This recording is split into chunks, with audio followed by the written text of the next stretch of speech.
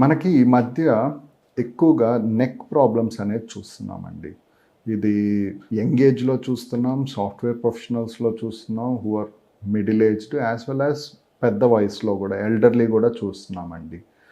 మనకి దీనికి చాలామంది సొల్యూషన్ ఏమనుకుంటారంటే, మనం neck collar or neck bandage యేసుకుంటే అది సబ్సైడ్ అయిపోద్దని. కానీ అవసరం ఉన్నోళ్ళకే అది యేసుకుంటే బెటర్ అండి. నెక్ బ్యాండేజెస్ అనేది ముఖ్యంగా హార్డ్ కాలర్ ఉంటుంది, సాఫ్ట్ కాలర్ అని ఉంటుంది.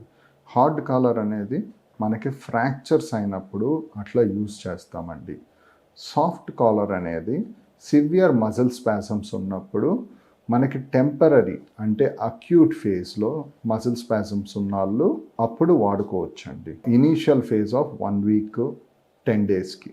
కానీ heavy amounts of neck collars use కూడా మనని రెసిప్రొకేటివ్గా మన మజిల్స్ని వీక్ చేసి డ్యామేజ్ చేస్తుందండి.